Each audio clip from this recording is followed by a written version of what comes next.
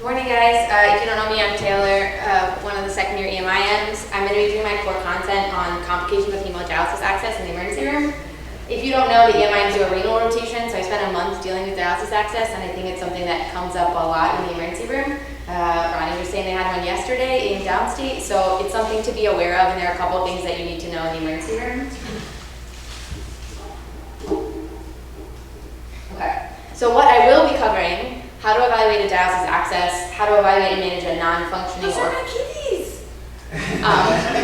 Yeah, just so you know, thank you Cat Club, there will be some star cats from our residency, so you can try and figure out who's our who's. So how to manage a non-functioning or clotted access, and how to manage a bleeding access. Things I will not be covering: how to manage an infected access, complications of peritoneal dialysis, acute indication for dialysis, vascular steal, and high output heart failure. Since it's not here, this is Logan Jardine's cat. So first we're going to go over the types of access. This is a fistula. So a fistula is a connection of native vessels in a patient's arm. There's no excess material except for the sutures.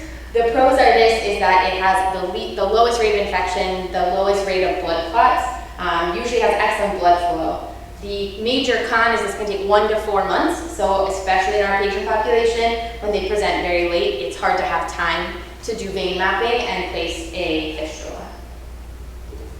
Next we have a graft, so that's a synthetic connection between the native vessels. That also has to take a little time to mature, but it's only about 2 weeks, so much faster than a fistula. It also has a slightly higher risk of infection, a slightly higher risk of stenosis and clots, but has a lower risk than our final option, which is a catheter. So these are mostly tunnel catheters, but the risks are similar to the emergent Shelleys that we place. They have a higher risk of infection. They can be used right away.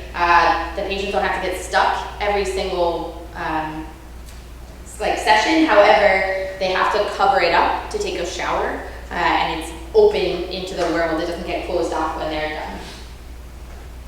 So next we're going to talk about bleeding. So the main causes of bleeding are aneurysm, pseudoaneurysm, anastomotic rupture, and overt anticoagulation. Aneurysms are due to the multiple punctures. Pseudoaneurysms tend to be a subcutaneous extravasation around those same puncture sites. Either one has to be diagnosed with an arterial Doppler. We might not be getting that in the emergency room, but it's good to know that that's the test that you would use. This is just a picture of an arterial and venous aneurysms, as well as some of the other scars you might see on someone's access. And this is not a dialysis access pseudoaneurysm, this is a radial pseudoaneurysm from Pocus Atlas, but just to get an idea of what it looks like on ultrasound. So next, it's bleeding. What do you do? This is Tessa's cat. So, do you just take a big stack of 4x4s and slam it on there? Good, whoever said no, no is the right answer. This is not what you do. If you put a huge stack of 4x4s on and it's arterial bleed, about 30 seconds later that whole thing's soaked and you've gotten nowhere. So your goal is to find exactly where the bleed is and cover it with one finger. Especially in arterial bleed, because venous bleeds you can take the gauze off and it's going to be using a little and you can find it really fast and maybe fold your 4x4 into a little square. Arterial, it's a little harder. You may need to tourniquet for a short period of time in order to control the bleeding enough to find it and hold direct pressure with one finger. The next thing you may want to do, which I've done for both venous and arterial bleeds in conjunction with vascular, is do a figure of 8 stitch. There's not really a good video on YouTube for this, so I just include a picture, which is also not very helpful.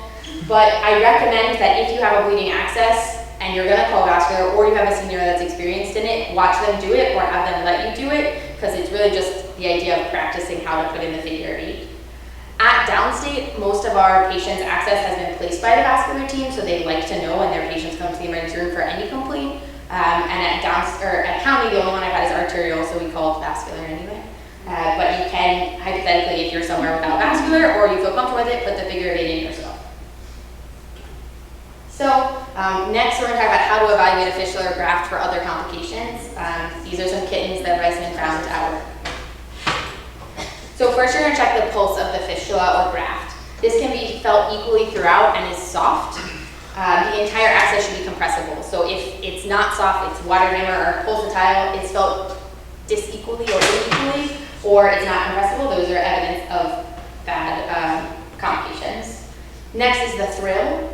So this is usually continuous, and it's found either only at or most prominent at the arterial anastomosis. If you feel an increased thrill, it's a sign of increased turbulence. So if there's an area with increased thrill that's not the arterial anastomosis, that may be a sign of stenosis in that area. Next, you have the Brewing, which I can say I've very rarely ever listened to someone's access, but it can be really helpful. If you're looking for a low-pitched, continuous Brewing, if they have an in-graft stenosis, it's going to change to be high-pitched and short as opposed to continuous. Next, we're going to talk about flow failure. Hassel was here, but this is Hassel's cat, in quotes, my little ashy old hand. So first, this is just to go over this anatomic diagram I found online, so when you see what you're going to do, you know what it is. So the red is arterial, the blue is the venous outflow, and then the connection in the circle is the anastomosis. So you could either have that be a graft or a fistula. And the area that's large in blue in the kind of stylized diagram is the main anastomosis that will be swollen at baseline. So when you see them, they're going to feel the pulse in that area. So first we're going to talk about venous. Venous stenosis tends to cause arm swelling in collateral veins. It happens over a long period of time. They have a loss of the diastolic component of the thrill, and then that short, high-pitched Brewing that I mentioned before. The test you use for this is an arm elevation test, and all of these findings are because of the increase in venous resistance in the graft or fistula. So back to the stylized diagram. Try this in your patients that don't have stenosis, just so you know what it looks like. But you just take their arm up in the air, and the fistula or graft should flatten because all the blood flows out. If it doesn't flatten, it's because their outflow has stenosis or thrombosis, and so all the venous blood is stuck inside of the fistula or graft. Next, we're going to talk about arterial. This is Vallo's cat. So arterial is an inflow problem. You tend to have a hyperpulsatile thrill because of that turbulence, and you'll see reduced pulse augmentation. This one's kind of a little weird. So this is the same idea where in this case you're feeling the pulse distal to the fistula or graft. Usually if you compress there, you feel it over the fistula or graft. If you compress where the X is, you should get a larger pulse. It makes sense, you're compressing the venous outflow, so you're going to have more blood, so the pulse should get bigger. Patients with an arterial stenosis or thrombosis don't have this because they already have such limited flow that they can't really augment their pulse anymore. So if you do that, then you have a high idea, or a good idea that there's a high amount of arterial stenosis or thrombosis. So now you figure out what's wrong. They either have a venous or arterial thrombosis or stenosis. What are you supposed to do next? The main reason that I did this is because there's a next step that a lot of people don't know about. So what would you do if a patient came into the emergency room and said, I have a clot in my fistula? Call vascular. Would anyone admit the patient for IR declotting? Anyone? Yeah. That's an option. You can send them to the IR suite. Yeah, you can send them to the IR suite. They can get declotted. They can come back downstairs. So we can call IR, we can call vascular. Really? Yeah. There's one more that you might not know about, and that is the Flatland Access Center. So this is actually an interventional nephrology suite down on Flatlands. Call ahead because they're not always. Yes. Yeah. Yeah. Dr. Salafu says that you don't have to call ahead, but I would recommend that you call ahead because they're not there all the time. It's not a 24-hour service. But we go there on our renal rotation, and it's really cool all the things that they can do. In fact, these are all the things they can do. And just to simplify it, unless it's actively bleeding or they need emergent dialysis, they can fix it. We did declotting, we did vein mapping, we did stent placement. You can do a lot. So these patients don't have to sit in the emergency room for many hours. They don't have to wait for a vascular consult. Obviously, if their graft or fistula is placed by vascular and you want to let them know, that's totally fine. But the Vascular Access Center is a really great resource for patients that don't need emergent dialysis. So you can send them there, they can get their access cleaned, and then they can go to their own dialysis. So if you want one without cats on it, to take a picture of it so you have the phone number. Yeah.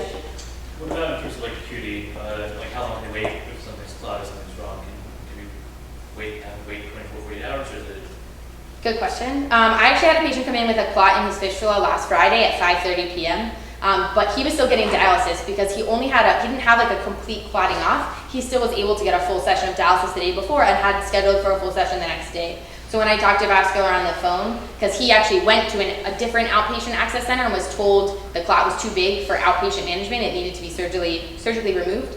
So when I spoke to Vascular, they said, as long as he can still get dialysis, have him come to clinic next week and we'll schedule him for an outpatient procedure. So I just gave him return precautions.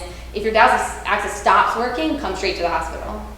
You can do it also with IR. I have a patient like that, was a Saturday, and he didn't require dialysis right now, but I called IR and I scheduled him for Monday to just clot the fistula, and they were really good about it. Yeah, so especially on the weekends when, like if a patient got dialyzed Friday, they're not gonna get dialyzed until Monday anyway. So if you keep them in the hospital over the weekend, IR's not gonna do anything, Vascular's not gonna do anything, so you could schedule them for an outpatient procedure on Monday. Which also, and I don't know how many people are aware, Dr. Diston actually has a clinic on Tuesday mornings at Downstate, and the Vascular covering resident said that I could just have my patient walk in and they would get him scheduled. So that's another option if they do need to be seen by the surgeons, is that they can go to that clinic. Obviously appointments are better, but if you can't get an appointment on the weekend, you can have them walk in. And this is Bonnie Barron's cat. Because he doesn't answer his cell phone Oh, in yeah. the clinic, nor does he answer pages. Yeah. So to know that he's there on Tuesdays is very. And I forgot to write down what suite it's in. My patient knew the suite already. It's just my life history. But yeah, this is Bonnie Barron's cat. She has sparkly nail covers, and her name is Brenda. Okay, so take home points for bleeding, fistulas, and grafts. You want to use one finger and then your figure of 8. And consider sending your patients to the Flatland Access Center for non-emergent management. And then this is my cat. But she doesn't usually look this cute. She's usually yelling at me. If you've met her, you know she has a lot to say. Any other questions? How quickly after a declotting can it be used again or access for dialysis? If someone say they come in over the weekend and you send them on Monday, but they're supposed to have dialysis on Monday, could they same day be accessed again, or do they have to wait for a certain amount of time? I think the answer is that they could be accessed the same day, but it may depend on if they get TPA. And that's also something to consider if a patient, like I had this come up in SICU, we had a patient with a clot, and because they just had surgery, IR didn't want to put TPA in their fistula. So they actually got a permacath to make it the 2 weeks post-surgery before they could get TPA. So that's something to consider. If they've had a recent procedure, IR may not want to put TPA in their fistula. Stace? What does the renal service think about like clotting products, topicals? I've seen people use them. So it's not so much renal, it's vascular, and I have seen people use them. I don't know if I would do it without them there, but the ones that I had, we managed with stitches. I think if you can manage it with a suture, if it's like a small hole, then I would manage it with a suture. But I don't think they're against it. I guess a follow-up question. If I had a patient yesterday with a bleeding fistula that clotted on its own, like Clotted up on on its its own, hemostasis on its own. I guess how quickly after you have a bleed like that can you repuncture? Can you do it right away? I mean, there was like an extra, like a little scab over it. Yeah. Can you still access the fistula? Yeah. And do you need vascular to comment on like, the integrity of if it bleeds? Or I don't think so. You just assume you can use it again? Yeah, especially because almost all the patients get heparin with dialysis, so they almost always ooze. It's just sometimes they ooze to the point that the nurses can handle it at dialysis, and sometimes they ooze too much. So I think that you can just use it again. Beta? Did you see anything on Dermabond for just a small, like, venous oozing sometimes that you have? I saw a couple articles, but I haven't had a bleeding fistula to ask our vascular about how they feel about it, but I saw a couple that talked about using it. I don't know, I would assume it would be the same, it would work. If it works and then it'll fall off, then it wouldn't be a problem, but I'm not sure. I used it once when venous oozer county, which was inspired by just having found one thing about it, but it worked. And it was literally not for obviously for arterial, for a small, tiny venous that just keeps oozing. Yeah, I would have something like that. I put a little bit of cutaneous TPA. Put a needle very and then TSA. Sorry.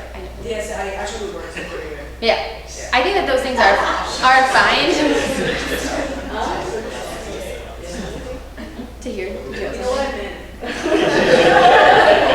I know you want to see that It's getting worse. So before you do the figure of 8, suture, if it is bleeding that much, if you're trying to do it without compressing both the process on Oh, this yeah. one first, Thank you're you. gonna get blood in your eye. Yeah. Probably not a good idea. Yeah. Press well, and then you can isolate it better. So it's really good if you can use your student or your junior or your senior, why not? And have them compress with 2 fingers, proximal and distal, and they don't need a tourniquet, they don't need anything, they can stop the bleeding from both ends. Which is what I did for vascular when I had an arterial bleeder. I was the one compressing because I was like in full PPE and was getting coated in blood, and he could like stand away and kind of go like this and not get soaked. So. That's for pseudoaneurysm And aneurysm, you treat them the same way. I haven't actually had any of the oozers or bleeders get a prompt Doppler ultrasound, mostly because they either were oozing so slowly that you just stitch it or dermavada in and they went home, or my arterial guy's INR was 7 and he got transferred because he also had like a aneurysm, aortic aneurysm, so he was really complicated. So I don't know, I haven't seen it in the middle yet. Yeah, like I'm not sure I would ever put a figure eight into this just on that. I don't know if at our institutions I would either, but if you're out in the middle of nowhere and you have somebody with a dialysis access, it's like a good thing to know how to do. Why wouldn't you do that? You're putting it into their artery. A stitch into the. They're very comfortable with it. I mean, I'm saying this here. It's in the skin. I guess if you're really It's far in the away skin to from compress that, the artery. It's in the skin. You're not puncturing the vessel. Yeah. so you're not trying to go into this. So you go under Just the the skin. skin, just to close the skin. I did that as an intern. If you puncture the vessel, it bleeds more. But then.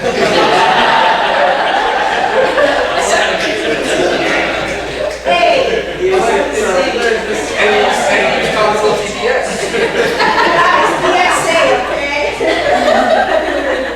Charles, the idea is that you like press under it, you compress the vessel against the But I feel like suturing the skin, you're still gonna have. Surgery do it when they're like. And it's why, Still do it. Charles, I think that's why it's important, like the first time this happens, if even if it's not your patient, go watch. Because I was terrified, I was like, you're gonna put stitches in that, it's gonna like burst. But they're like, no, you just do, and it was very simple, but it was really intimidating. So I think it's good to watch them do it, and you see it, and you're like, oh, that's not that bad. I still probably would call them anyway and just do it with them. Like if it's an arterial bleed, you're just suturing skin and saying, well, there's an arterial bleed under it, but.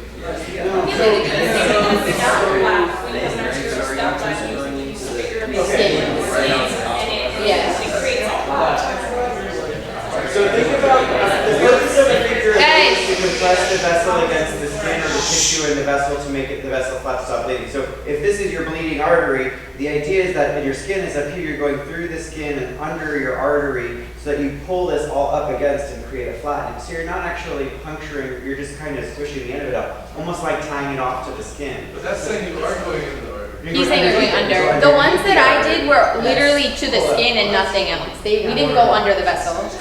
So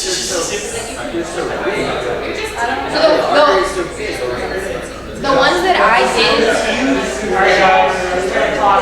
guys, so the ones I did were different than Ronnie's, just to be clear. We literally only touched the skin. Like, we were like this. It was a very small movement, which is different than the figure eight that Ronnie's talking about. I haven't seen that one or done that one, but the skin ones I think are within our abilities to do. You're just closing a tiny hole in the skin, like for a venous bleeder, or you can use dermabond. But for the arterial one, it was still something very superficial, but vascular did it, not me. I just held compression both sides. How did you do it? But did you go under the vessel? Did you go on top of the skin? Yeah, because the idea is if the vessel, if the radial, you've seen the radial artery on ultrasound when you do A-lines and stuff. It's only a few millimeters big, right? So you're actually you can go under it. You're actually just trying to get the bulk of the tissue squished. You want the subcutaneous tissue to squish them. Yeah. I know we had more faculties too. Dr. Wiener, do you have any faculty advice to add? I would say I go superficial, because you don't want to collapse that artery, right? Okay. And that's a vessel that they need for dialysis. So And you're saying once they're mature, they're really big. It's not like a normal radial artery, right? They get bigger than your thumb. Gotcha. So it's not something you're going to easily just get around with as a figure eight. So then you're saying just try to collapse the hole in the artery? Yeah. That's good? Okay. What's that? It's not like a big artery, right? Yeah, I mean, the fistulas, you've seen them when they're mature, right? They're like gigantic. They get really big under the patient's skin. You're just trying to put the superficial part. I basically never do that, and I usually try to search cell first and just to the same concept as just holding direct like manual pressure. It's increasing the tension of the tissue right above where that puncture is. Yeah. So if you're trying to go underneath the vessel, you actually have a much higher chance of damaging the vessel. So I see what you're saying. So I was thinking about it like when someone comes in with an arterial bleeder from a laceration or something, and you're doing a figure of 8, you're trying to collapse the... Yeah, like you don't want to collapse the fistula, right? It's different, because that's something they really need. Gotcha. Okay. Usually it's a one spot. Yeah. It's Right. like there's It's just a where the clear needle is. source, there's a dot that's spurting up, that's putting the patient into hemorrhagic shock or whatever. Now, how do you avoid tearing the wall of that large, thin vessel then? If the vessel's all large and swollen like that, you put a figure of 8 through it, how do you avoid it from tearing through it? You're just going into the tissue above it yeah. to try to create like a, close that pocket basically. Like the spurt would be where the 8, you know, Yeah. right in the middle. So right below, right above, across, suture. And then essentially the skin right above is right above the fistula forward. Yeah. So basically you're creating a closed cavity of skin so that it just fills itself up and tamponades off. When you do the figure 8, you're going parallel to where you're pinching the skin together. Right. Yeah. To bring it together so that it creates this closed space. So like you're doing this. You're just, That's exactly what's happening. yeah. I know it looks like you're crossing, you're just parallel. Yeah, this is just like on a weird piece of like fabric, but it's the prettiest one I could find. There aren't really good videos of this. Cool. Okay. Thanks, guys.